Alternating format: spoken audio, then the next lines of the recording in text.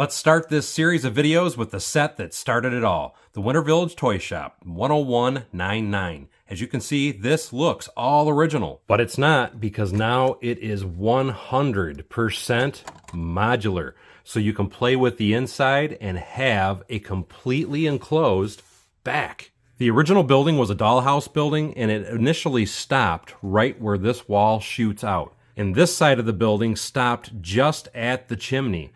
There was no back at all on the back of this building, and to me, this is what makes the building come alive, and it makes it look a lot more natural. My goal with modifying this building was to keep it as original looking as possible.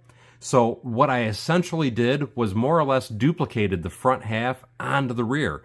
I did change the windows and such though, as this would typically be an alleyway.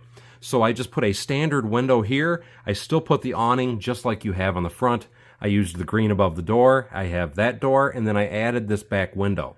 The toughest part of doing this entire build was adding the roof details and making the roof a complete length of the building. One thing I am missing is here on the front, these two pieces are a little bit on the rare side. The closest official pieces I had were these, and I just thought, you know what, I will make it work, because I only used one box to build this particular set. I didn't want to have to use two complete sets to make this.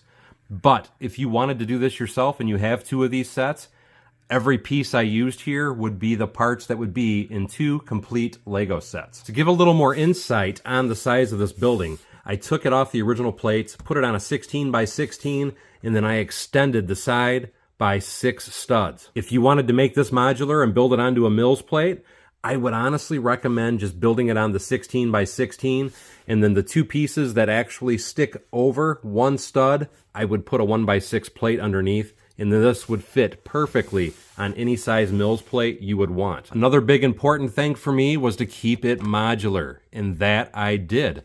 And the original way that they designed this was all built right to the building because it was a dollhouse fashion. And they had this little bracket that would actually connect the two outer walls.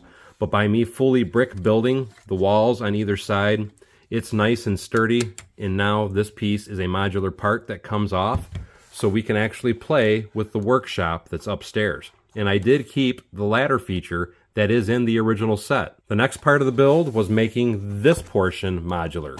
And again, it slides right off. You can see this is how I did the roof. The original building stopped right here on this seam. So everything that I added here, which is basically an exact match of the front half, is what we have to use and make this a modular building. Something I want to point out real quick, to keep that modular and make it move smoothly, the original build had snot brick here and here to give you more greebling for the chimney, but I had to remove that in order to keep that roof piece nice and tight to the side of the building. And as far as the size of the building, all I added, because the original build stops right here, so I added 4 studs worth of bricks. I built this portion onto the back of the building. And again, as you can see, the original set stopped right here, so I added 4 studs coming out the back that way. And the original set had a whole bunch of jumper plates. What I did is I removed them and only put it down to 4 on the corners. And then I did 2 studs here, and that is where both the modular pieces actually set on top of that build.